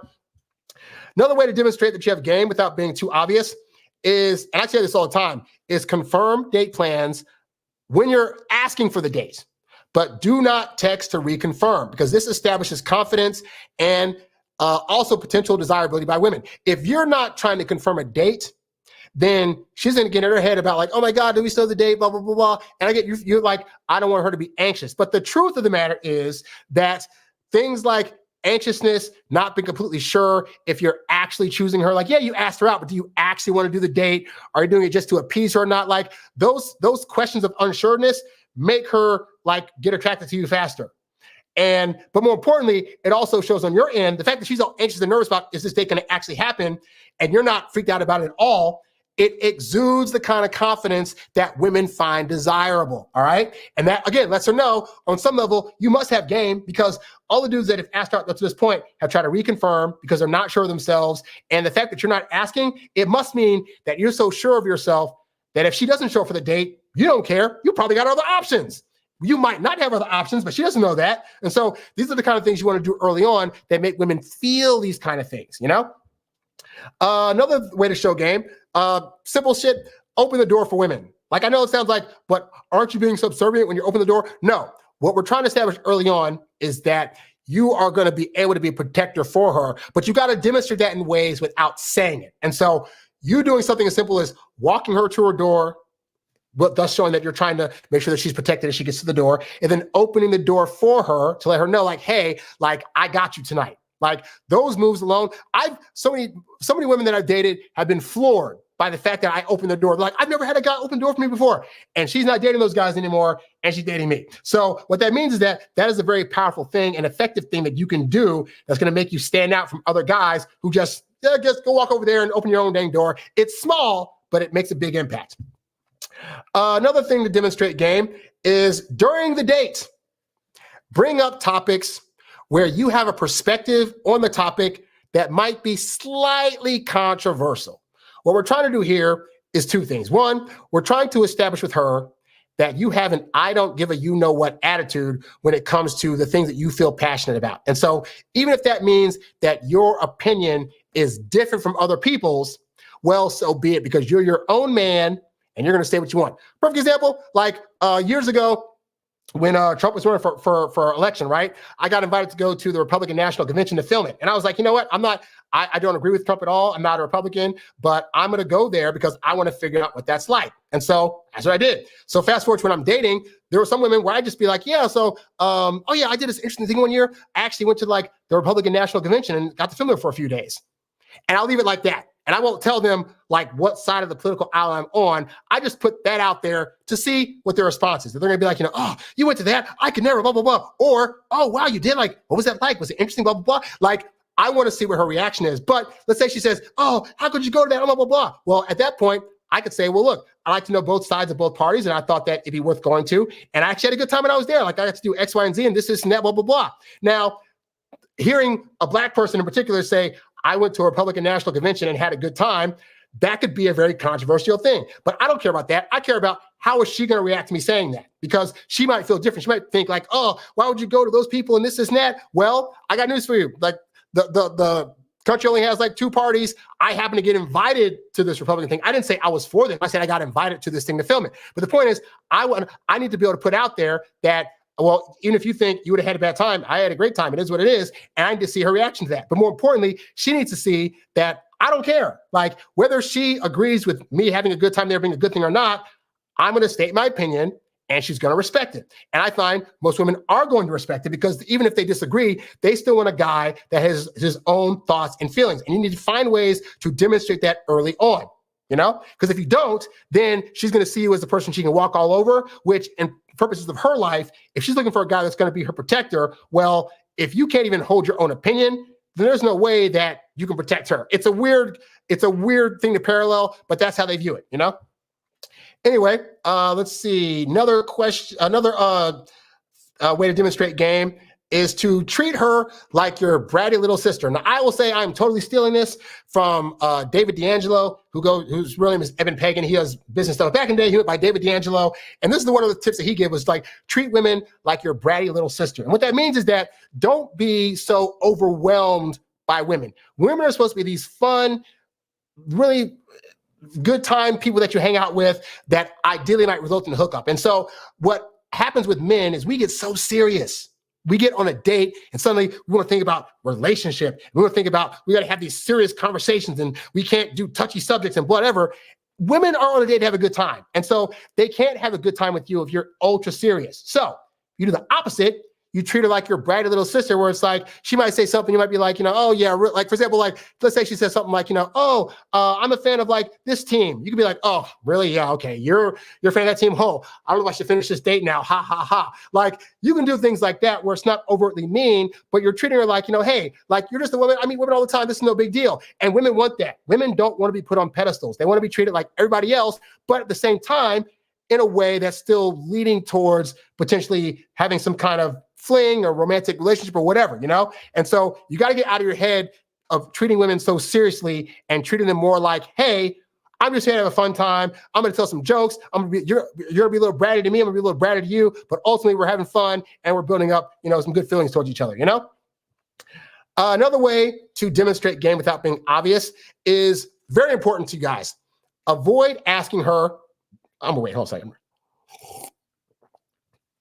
Avoid asking her during the date if she's okay or apologizing for any statements that you make. And I say this because, unfortunately, I see and hear too many guys midway through a date being like, so are you okay? So are you having a good time? So, if you want to, stop this date, we totally can if you're not having a good time. All of that shows a lack of confidence, and confidence is game. If you are not displaying that you are confident that she's having a good time, even if you're looking at her thinking like, oh, she's probably having the worst time in the world, you might just be projecting that because you're nervous. But if you go along with the date as if you know she's having a good time, you're going to come off to her a lot better than if you're trying to question every 5 minutes. Are you okay? Is this meal fine? Is this restaurant okay? Oh my God, like, is that drink fine? Oh my God, I'm so sorry, blah, blah. And that goes to also, don't apologize. Like, if, let's say, I've had it where, like, for example, I took a girl to a restaurant one time and we get there and the restaurant was full. Like, we couldn't get a seat to save our lives. It was going to be an hour-long wait. So what did I do? I said, hey, no problem. We'll go to this next restaurant. We go to the next restaurant, and that restaurant was also full, right? I'm like, crap, man. All right. You know what? I got one more idea. We'll try something else out. So we go to the third restaurant, which ended up being Fridays, and they had seats, and we sat and ate. At no time did I say, oh my God, I'm so sorry. I didn't know they were going to be full, blah, blah, blah, because that makes you look weak. Women do not want men that look weak and are apologizing. And when you apologize as a man, unfortunately, when you apologize for things that don't need apologizing, it just makes women feel, A, you're trying to suck up to them, and also that you are just really a beta guy, right? And again, you shouldn't have to apologize for something there's no reason to apologize for. If you happen to say something that she doesn't agree with, if you take her to a place that she ends up not liking, at no point in time do you need to feel as though you have to now say, oh, I'm so sorry. Like, no, you just keep it pushing. And you like, well, I mean, hey, if you didn't like the place, we'll go someplace else next time. That's it. You ain't got to apologize. Just be like, hey, everything you do on a date is a lesson learned. Either it's something that you learned that's positive or something that is, not to do next time. But don't apologize, all right? It is the death knell for most women's attraction to you. I'm telling you. By the way, thanks for the likes. Be sure to keep the likes up, like this video, subscribe to this channel, all that good stuff. Okay. Another way to demonstrate game is to listen more and talk less. Because here's the thing. Guys that are extra nervous feel the need to talk nonstop. And in a woman's mind, a guy's doing that in an attempt to try to convince her that he's worthy of a relationship. We don't need you to be forcefully convincing women to like you. We need you to be making them feel things that feel like, I want to like this guy. And so what I learned to do is to listen more and talk less. Meaning, I go on dates, I ask questions, I let them answer the question fully. I don't try to interrupt them. I let them get out what they want to get out. And then listening allows me to pick up on things about them that could be useful for later. Because the big flex is, here's a big game flex, right? Is you go on date one, you ask her a question like, hey, so like, tell me your favorite band. You're like, oh my God. She's like, oh my God, I really love like Taylor Swift or Beyonce or whatever, right? Like, I've always loved their stuff, this and that. Keep it in your hat. Fast forward to like 2 months later and you're like, hey, we're going out on a date night. I got a surprise for you. And then boom, you take it to like a freaking Beyonce concert, or maybe not something that big, or like a Beyonce meet and greet, or you get like a big package of Taylor Swift stuff. Oh my God, how'd you know? Because you listened. And part of game is knowing that if you listen well enough, it'll result in you being able to do things for her later that no other guy is doing, which will make her feel heard. It'll make her feel understood, and it'll make her feel like you get her and that there's chemistry there. You can't get that if you're nonstop talking all the time and talking over her and trying to interrupt her with your stories, and it's you and you and you. And then she doesn't ever get to feel like she's getting stuff out about herself. Yeah, she's not. But when you listen, that is part of the game, because women will start to feel like, oh my God, this guy understands me because he's listening to me. And that is part of the game. Another way to demonstrate game is to, this is very important, okay? You need to learn how to respond to her, what I call, you're like all the other guys comments, with wit and humor. And I've told this story before in here where like, I've had women that'll be like, oh, well, I bet you're like all the other guys. You probably want to just hook up right away and this and that. And my response is always, sorry, babe, I was a virgin until I was 23. I can outwait you. Do you want to wait 2 months, 3 months, 4 months? Like, I don't care. This is what it is. Like, responding to a woman's comments like that it's going to allow her to see that ultimately you're not going to be bothered by anything she throws at you. Because women, especially women that have gone through like trauma, they've been hurt in the past or been tricked by guys, they're going to now come to you, and admittedly, and rightfully so, some of them are going to have a lot of this baggage. So what's going to happen is they're going to come to you and be like, yo, I bet you just want me for sex. Now, the problem that most guys have is they're going to deny it. Oh, I wouldn't want blah, blah, blah, blah, blah. That's the wrong move. I say some stuff like, look, realistically, I'm a dude, I'm horny, but here's the thing, is that I'm here to get to know you and to experience you and connect with you in whatever capacity that means. If we happen to hook up, fantastic. If we don't happen to hook up, fantastic. I'm still getting to know you. I've said that line on several first dates, and it has resulted in me getting several hookups on second and third dates. But I authentically mean that crap, because here's the thing. I'm not going to let her, you're like the other guy's statements, like bother me or throw me off my game. You know, it really is like my agenda for this date is to get to know you and to have a good time. And so if she's saying, oh, you're like other guys, you probably just, think about that women are lazy, or that, women need to be submissive to their guys, blah, blah, blah, blah. And I just be like, well, I mean, like realistically, like blah, blah, blah, X, Y, and Z. Like it is no big thing. It's no big deal. This is not like, again, wit, humor, not showing that it bothers you. And when women understand that they're not going to be able to throw you off, that's some powerful game, because women don't want to be with guys that can be easily thrown off by their emotional ebb and flows, Let's see. Another way to demonstrate game is masculine body posture. When you're on a date, you sit up. Lean back, keep eye contact with them the whole time. You make your moves purposeful. You're not like, and then I was doing this. No, it's very purposeful. So tell me about your day. So how did that affect you? Oh, that must have been so great. Like you want to make sure your movements are paced out, because guys that have game understand that every move they make is a powerful move, and that it is communicating something to a woman, whether they understand it or not. So for example, something as simple as like, if you're leaning forward like this, yes, you're interested in their story, but it looks like you're begging for their attention. Oh my God, please tell me more about you. Versus like, oh, tell me about that. Interesting. This is a more powerful sitting pose than doing this. So you have to learn body posture things in order to demonstrate to women on a subconscious level, oh, this guy's, he knows it. Like he knows all the moves. He knows how to say things, do things, which also goes to number 12.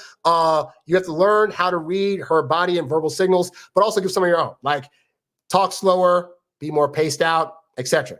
But in terms of learning to read her body and verbal signals, the more in tune you are with women's communication styles, the more powerful it is, because you will know based on how she's talking or how she's moving, what moves to make next. If I'm walking with a woman and she just happens to bump against me a little bit, I now instinctively know, oh, this is my sign that she either wants me to hold her hand or put my arm around her because she made that little bump. You'd be surprised at how many guys don't know that. And when a woman does that and you don't hold her hand or put your arm around her, she knows you have no game. When women say things like, oh man, we should go back to my place for a little coffee, and you're like, I don't like coffee, she knows you don't understand girl code for coffee equals come to my place to hook up. You don't have game and you're out. So women aren't going to help you with this stuff, guys. You have to know what these things mean. You have to study body and verbal signals from girls that indicate other things. Because again, like Doc Love always said, they do womanese. They have their own language that to them makes total sense. And it can make sense to you if you study up on it. Another way to show game is doing what I call the push and pull technique. This really speaks to having patience with women in the dating game, meaning that you have to know when to push in and then also know when to pull back a little bit and give her space. A big thing I push in this channel is you take a woman on a date, you show her the best possible time you can, and then you leave her alone for 4 days in terms of initiating any contact. That isn't a big example of push and pull. On the date, you're pushing, you're showing her a good time, you're being jovial, you're being funny, you're being witty, you might kiss on her, you might even hook up with her. But then you're pulling away. You give her that great time, and then you hold back for a little bit until it's time to ask her out again. This push and pull is what's going to drive women to get into a relationship with you faster, because it's going from like these highs and lows. Oh, I got to see him. I don't get to hear from him. Oh, I got to see him again. Oh my God, I don't get to see him unless I reach out to him to try to get him on another date sooner. Oh my God. And then that's going to cause her to want to pull you closer versus you trying to push your way into her life. Another way to demonstrate game is telling her stories where you either look like a hero or you look like a know-it-all. So one of the things you want to demonstrate is that you're a kind, nice, cool dude, but you don't want to be like, I'm really a nice guy, I swear, and I'll always be there for you. But because women speak and communicate best through passive language, you could do that same thing by telling a story about yourself that puts you in a light where you had to be the hero. Like, oh yeah, my guy friend was going through a thing one time, and I just sent him like $1,000, just like, you know what, he needed my help, and I really wanted to be there for him. Or, oh yeah, my two friends, they wanted to get married, but they couldn't afford a pastor, so I just became an ordained minister for that day and just did their wedding for him. Because I just really care about my friends like that. Like, those are stories where she's like, oh my God, like this guy's great, but you're not having to say, I'm such a great guy. You're doing it by way of demonstration through stories. And that is a powerful way to get women to see that you are a guy that can be kind and sweet, but it's for people that are in your circle that you genuinely care about and have connections and relationships with. So she knows she'll get that kind of treatment down the line if she stays with you, all right? And then also being a know-it-all, because women like guys that know how to do a thing, whether it's like they can build a desk, they can put a tire on a car, they can do things that that women don't know how to do.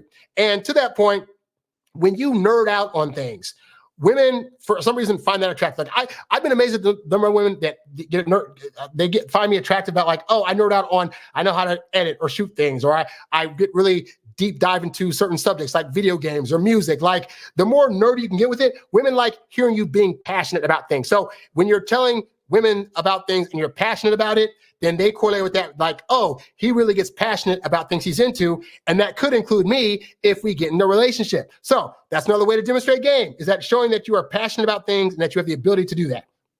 A few more things here. Another way to demonstrate game is I like to throw out compliments as asides versus being direct. So, like, rarely will I go on a date and be like, oh my God, you're so hot, you're so beautiful, but you could go to a date and say, take it to like a Mexican restaurant and like, oh man, these peppers are so hot, I should call them whatever your name is, like, ha ha ha. Like, she'll know in that way that, oh, you're calling her hot, but you're not being that guy that's like feeling sleazy with it. And you're saying it in a way that's really clever and funny, which women love wit. If you're a witty guy and you know how to, say things without saying things, and know how to compliment things in a way that's like really inventive, that demonstrates to women that you have linguistic game and that you have thought pattern game, because only guys that are really smart and are thinking ahead of the curve could come up with a way to compliment her that's not like all the other guys have done. But if you're saying, oh, you look so beautiful, oh my God, you're so hot, you're not going to stand out. And unfortunately, women are probably going to like not be as interested, Another way to demonstrate game without being obvious, learn the art of building anticipation and then making them wait.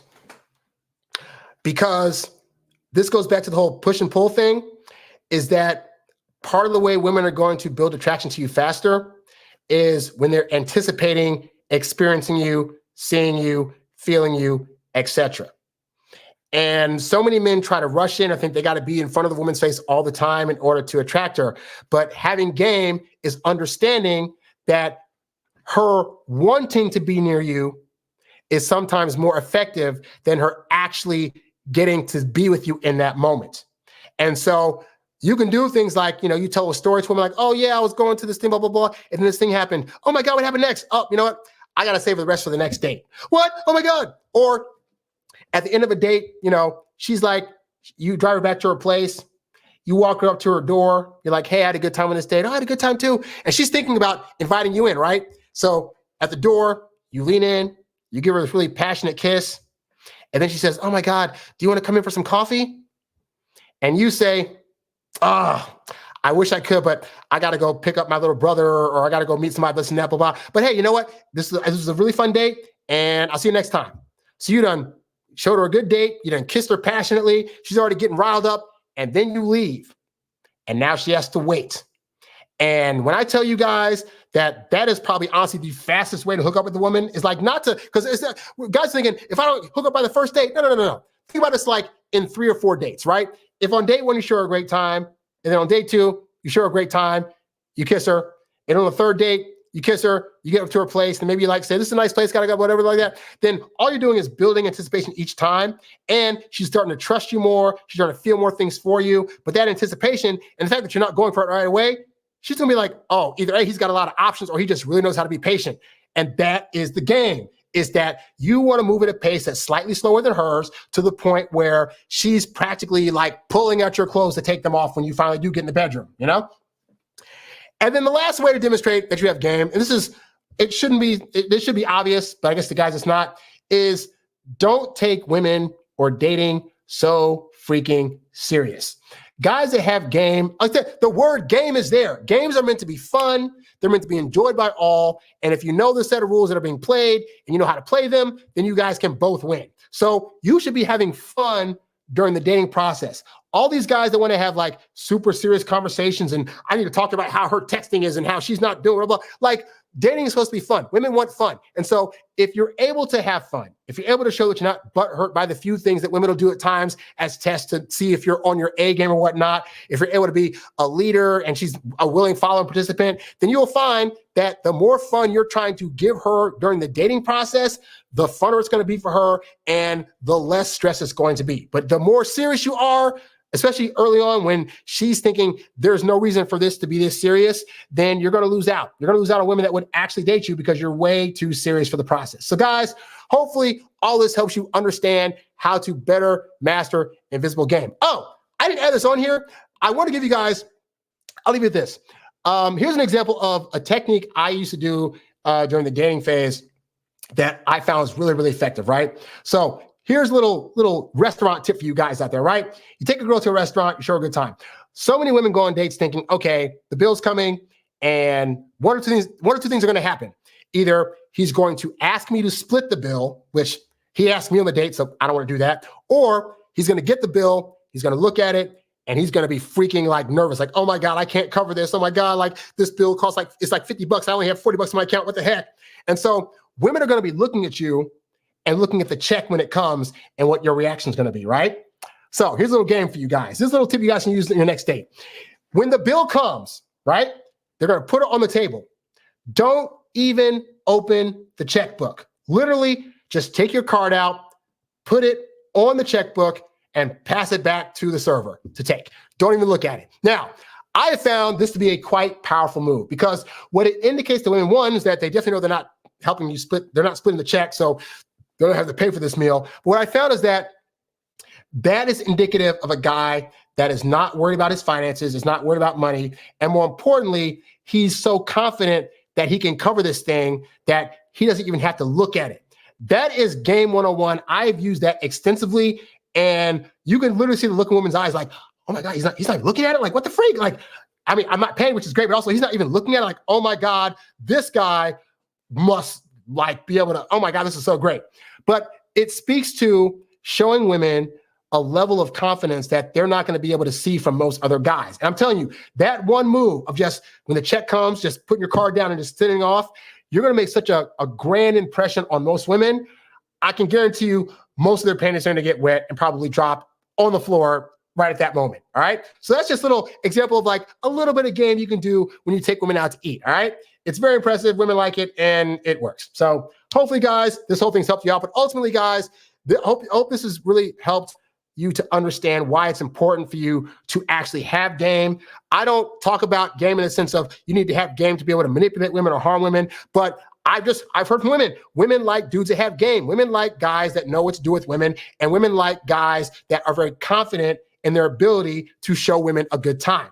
And you can't do any of that stuff if you do not build up your game. So work on that. If you need help, go to introvertdatingsuccess.com and I'll be happy to coach you guys. You have ebooks there, audiobooks, programs, etc., that are all designed to help you out. All right.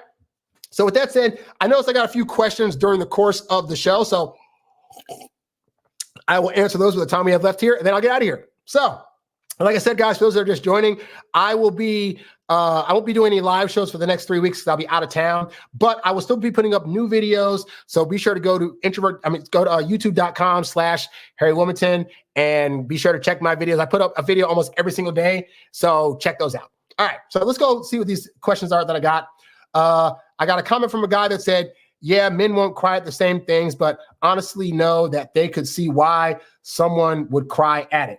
Yeah, like, you know, it's not that men don't cry. It's just we typically will cry. You know what I find these days? Because I'm older now, I'm 41. I find that anytime I see something about the passage of time, I get very emotional. Like there was an episode of The Simpsons that was brand new that just came on like last week, and it was about how Marge was having these dreams that, you know, the little babies that she once had with Barton, Lisa, they were growing up and they wouldn't like allow her to hold their hand anymore. And so the whole episode, you see these dreams and like, you know, Marge is trying to hold Bart's hand and it's not being happening. And she wants to take a picture of him at this, every year they do like a fair at the school, and Marge is wanting to take a picture of him doing a certain pose. And he's like, I don't want to do that pose, blah, blah, blah, blah. And then at the end of the episode, he does a different pose and she takes a picture of it. And then he's like, hey mom, I want to take you over to this thing. And then he holds her hand. And it's just like, I almost started crying, like, what the freak? But it's like those passage of time things really get to me, you know? Now all that said, like, there are women that you can express those kind of things too, but you really want to try to wait until you're like deeper into the relationship before you start, you know, obviously crying in front of women, because early on, they're just gonna be like, he's beta and he's weak and we want to give the strongest impression that we possibly can early on, that we can be stoic, we can be the rock, yada, yada, yada. Once she's gotten to know you down the line, if you cried a few things here or there, it won't be as big of a deal. But yeah, it's amazing that we cry at different things, you know? So you got a comment from somebody here, and he said, first time catching a live, welcome. I work night shift and spent hours watching your videos. I totally dropped the ball in my dating situation and was angry for not following the pull away advice. Well, I don't know which one that specifically is, but yeah, man, like in terms of pulling away, like, and I've said this before, women will usually start to pull away because it went from they were feeling an easiness with the guy and being able to trust the guy to where the guy is suddenly showing like really needy behavior that she wasn't anticipating. And guys I have so many comments on that video from guys who are like, if she pulled away, well, I would just say good riddance and blah, blah, blah, blah. And I really need guys to look at it be different if it was just one woman pulling away. If it's 5 women pulling away, it's not them. There was something about your conversation or about how you're showing up that is causing women to go from, I really saw myself with this guy, it's like, whoa, I need a momentary break. And if you don't find out what that is, and you just resort to just blaming women all the time, then you're not going to be able to ever get with women, even ones that would have actually legitimately gotten with you if you had just known how to show up more authentically, you know? Anyway, got a question here in the chat, and the question goes, how about when you don't get noticed at all when you go out, or the only women that show interest are the ones I have no interest in? That's quite a common problem. I guess I figured out the wrong way to be invisible.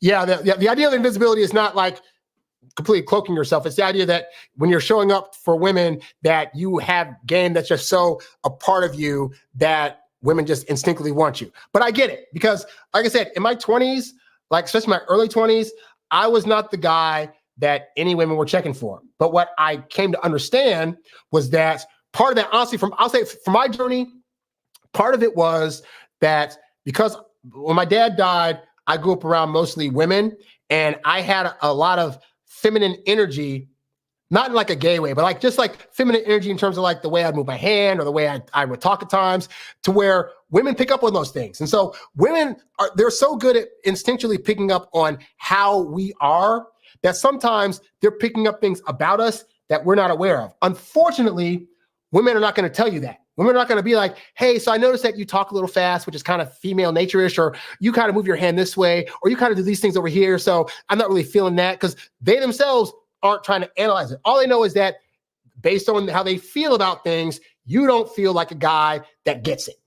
And so unfortunately, I went through that for a long time.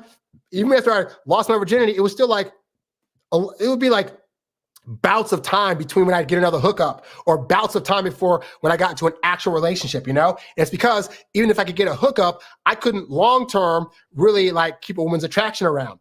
And that's the game, is that you have to really understand that, okay, first of all, I get this, get out of your ego and don't take it personal. If women as a whole are not like sticking around, or they're the ones that you want aren't showing interest, it just means that you are lacking certain parts of your game and your approach to dating and to women that, if learned, could get you better results. It could be anxiousness, nervousness. Maybe you talk a lot on dates, you're not aware of it. Maybe you smell a certain way, you dress a certain way, you don't know, right? But it goes back to, as you learn those things, then you'll get better results. So you have to start identifying bit by bit, okay, how am I showing up with my clothes? How am I showing up with my shoes? How am I showing up with the products that I use in the shower to make myself smell a certain way? How does my apartment look? How's my car look? How does my voice sound? Am I talking in a high-pitched voice like this really fast? Or am I able to just kind of, talk like this and sound like I'm more confident? Like, you have to really go through a full analysis of how you are and how you're showing up, and then start pinpointing what things could I be doing better.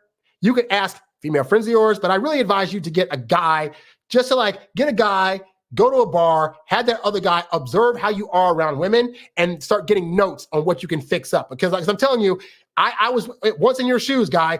It is possible for you to get to a point where the women you want will want you back, but only if you're willing to really look at yourself and say, what changes do I need to make? Because it can't be all them, which means if women across the board are saying, I'm not going to approach this guy, or I'm not going to let him approach me, then there's something in your approach universally that you need to fix. But it is a doable thing. Now, if you need more help for that and want some more analyzation, you can go to introvertdatingsuccess.com, sign up for one-on-one coaching. I would love to help you out on a personal level.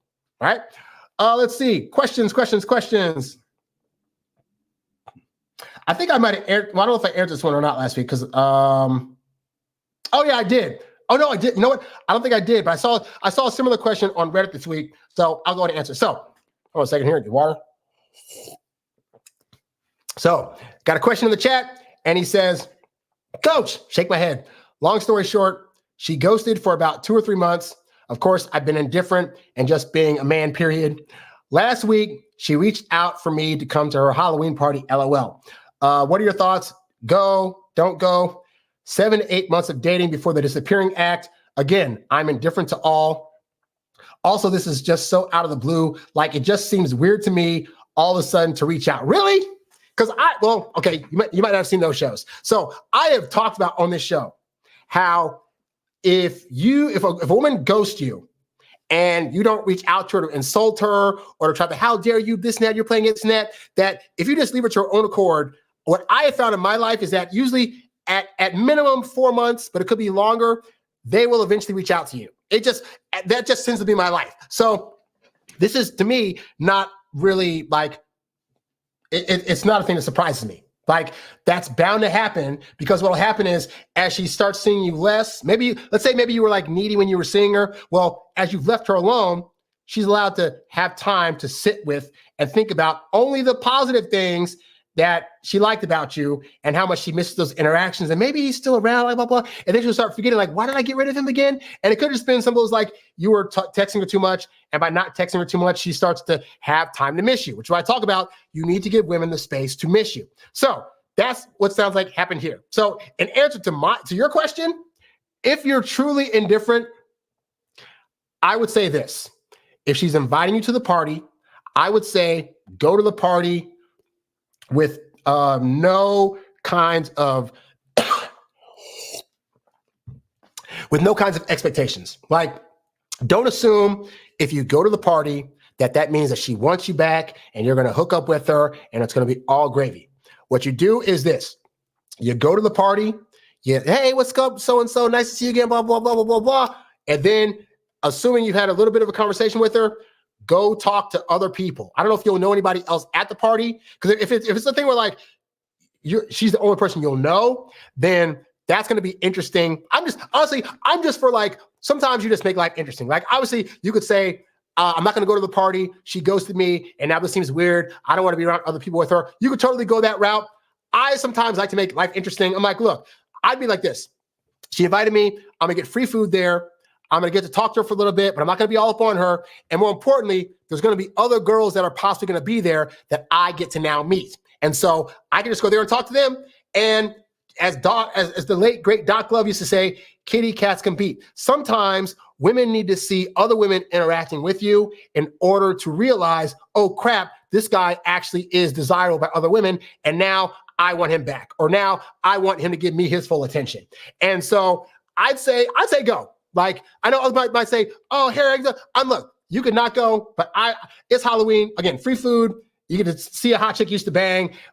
Best case scenario, you might get to bang her again. But if not, hey, and again, don't go there being, well, you didn't talk to me for so long. Like, no, don't bring in the past. Just go there dressed up in a funny Halloween costume. Hey, so-and-so, thanks for the invite, blah, blah, blah. But again, don't be hanging up on her, because we don't want her to think that now that she invited you back that you're going to be suddenly just like wallowing in her, okay? You talk to her, banter, go meet other women at that party. If she comes to you, hey, so what's going on, blah, blah, blah. You can say, well, I mean, we're not together. Like, I appreciate the invite, but like, we're not together, are we? I don't get the impression you're trying to get with me, are you? Because now it's going to be up to her to lay out her cards. Oh, well, I mean, I invited you because I thought so, blah, blah, blah, blah. Oh, okay, interesting. But let her be the ones to put out the I want to get with you vibes, all right? Don't you put those out if you go to the party. Now, if you don't go, I totally understand and get it. It might be a thing where you say, hey, I'd love to go, but I got other things going on. But hey, you know what? Why don't we meet up at this other time on this other day? That could also be a route that you go. Either one of those is totally fine.